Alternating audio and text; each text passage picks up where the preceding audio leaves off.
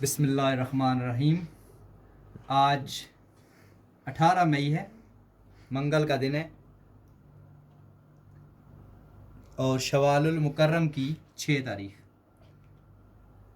Online English class हमारी जारी है, जो कि ईद के कुछ दिन के वक्फे के बाद आज दोबारा शुरू हो रही है। आज इस क्लास का डे 12 है। स्टार्ट करेंगे हम। आज का प्रोवर्ब ऑफ द डे है when the old cock crows the young cocks follow. इसका अगर लफ्ज़ ब लफ्ज़ तर्जमा करें तो यूँ बनता है कि जब बूढ़ा मुर्गा अजान देता है, छोटे मुर्गे उसकी पैरवी करते हैं। यानी जो काम बड़े करते हैं, छोटे उनकी पैरवी करते हैं। उर्दू वालों ने इस ज़रबुल मिसल को यूँ बयान किया है कि बड़ों की आदतें छोटों को पड़ती हैं। इसलिए बड़ों को चाहिए कि वो अपनी आदतें ठीक रखें। अगर कोई बड़ा छोटों के सामने सिगरेट पी रहा है तो वो आदतें बच्चों को पढ़नी है। फिर वो बच्चों को मना नहीं कर सकता, खुद पी रहा और बच्चों को मना करे तुम ना पियो। इसलिए बड़ों को आदतें ही ऐसी रखनी चाहिए कि वो अच्छी आदतें और छोटे उनकी पैरवी करें, क्योंकि when the old cock crows the young cocks follow. बड़ों की आदतें छोटों को पड़ती हैं। आज हम आते हैं सबक की तरफ। ये जो प्रवार्ब या ज़रबुल मिसाल होते हैं, ये बड़े बुज़ुर्गों की, पुराने जो थे उनकी पूरे ज़िंदगी की मेहनत का निचोड़ होती हैं। एक बात, एक जुमला पूरी ज़िंदगी की मेहनत का निचोड़ है। आज हम कर रहे हैं लेसन। बाकायदा तौर पे हम टेंस से शुरू कर रहे हैं। आज से हम बाकायदा टेंस से शुरू कर रहे हैं। तो 12 टेंसेज मैंने आपको लिखवाए थे। सबसे पहला टेंस है प्रेजेंट इंडेफिनेट टेंस। पहले हम प्रेजेंट के करेंगे, फिर पास्ट और फ्यूचर। प्रेजेंट के भी 4 टेंस है, पास्ट के भी 4 और फ्यूचर के भी 4, टोटल 12 टेंस है। सबसे पहले प्रेजेंट में प्रेजेंट इंडेफिनेट टेंस है। हर टेंस की उर्दू में एक पहचान होती है। जब उर्दू में पहचान आ जाए तो उसके बाद फिर होता है बनाने का तरीका, इंग्लिश बनाने का तरीका। तो सबसे पहले हम देखते हैं उर्दू में पहचान क्या है प्रेजेंट इंडेफिनेट की। इसकी पहचान है जी, उर्दू फ़िक्रे के आखिर में ता है, ती है, ते हैं वगैरह आता है।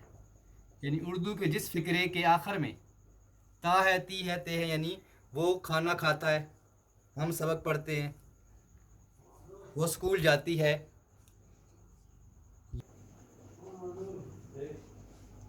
तो उर्दू की कोई भी किताब हो, उसके आखिर में अगर आप ये अल्फाज देखें, ता है, ती है, ते हैं, ता हूँ वगैरह, तो इसका मतलब है कि ये प्रेजेंट इंडेफिनेट टेंस है। जब आप पहचान कर लेते हैं, असल चीज़ है पहचान करना, लेकिन पहचान करने से ही, जैसे ही अगर ये आप देखें, मैं इस जुमले की तरफ, बड़ों की आदतें छोटों को पड़ती हैं, ये भी उर्दू का एक जुमला है, आखिर में ती हैं।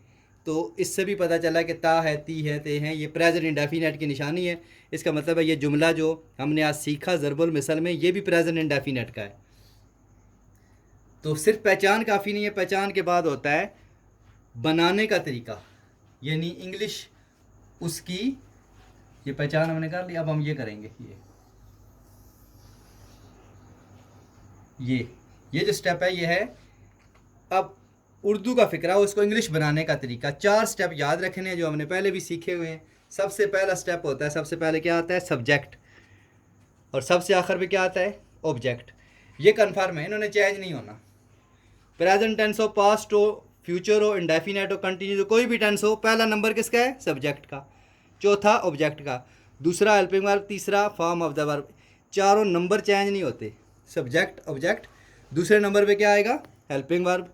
सिर्फ हेल्पिंग वर्ब चेंज हो जाते हैं टेंसेज के हिसाब से, और फॉर्म ऑफ द वर्ब ये चेंज होते हैं। तो हम ये अब लिखते हैं कि देखते हैं प्रेजेंट इंडेफिनेट के हेल्पिंग वर्ब कौन से हैं। इसके 2 हेल्पिंग वर्ब हैं, एक डू और एक डज। डू और डज 2 ही हेल्पिंग वर्ब हैं। लेकिन इसकी एक पहचान, एक इजाफी बात भी है, लेकिन सादा फ़िक्रों में इस्तेमाल नहीं होते,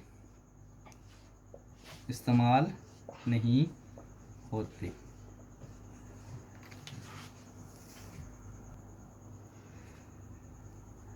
और उसके बाद है जी form of the verb. Helping verb हर टेंस का और होगा, form of the verb change होंगी। तरीकाकार स्टेप याद रखने हैं, पहला स्टेप सब्जेक्ट, दूसरा हेल्पिंग वर्ब, तीसरा फॉर्म ऑफ द वर्ब, चौथा ऑब्जेक्ट। जो टेंस हो ये चारों स्टेप तरतीब में यही है। फ़र्क क्या होगा, हेल्पिंग वर्ब यहाँ डू डज है, दूसरा टेंस आएगा वो कोई और होंगे, तीसरा आएगा तो कोई और होंगे। Form of the verb change होती रहेंगी। इसमें आएगी जी first form,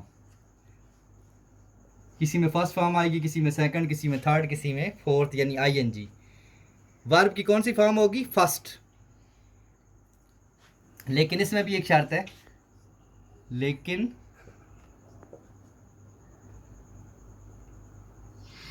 third person singular के साथ,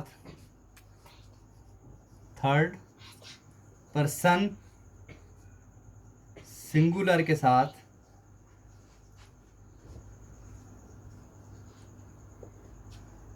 एस या ई एस का इजाफा होगा। यानी अगर हेल्पिंग वर्ब है, अगर फॉर्म ऑफ द वर्ब है यानी खाना, खाने की इंग्लिश है ईट, लेकिन अगर वो थर्ड पर्सन सिंगुलर होगा तो ईट नहीं ईट्स आएगा।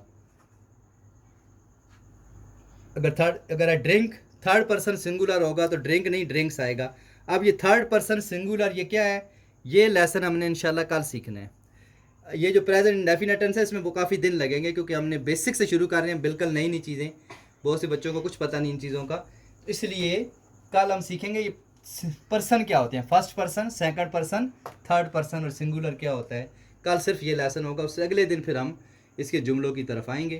तो आज के लिए लेसन काफ़ी, आप लोग याद कर लेंगे प्रेजेंट इंडेफिनिट की उर्दू में पहचान क्या है, और जब जुमला बनाएं तो चार स्टेप कौन से हैं, और इस टेंस के हेल्पिंग वर्ब कौन से हैं, डू डज, और फॉर्म ऑफ द वर्ब कौन सी आएगी, फर्स्ट फॉर्म। थैंक्स।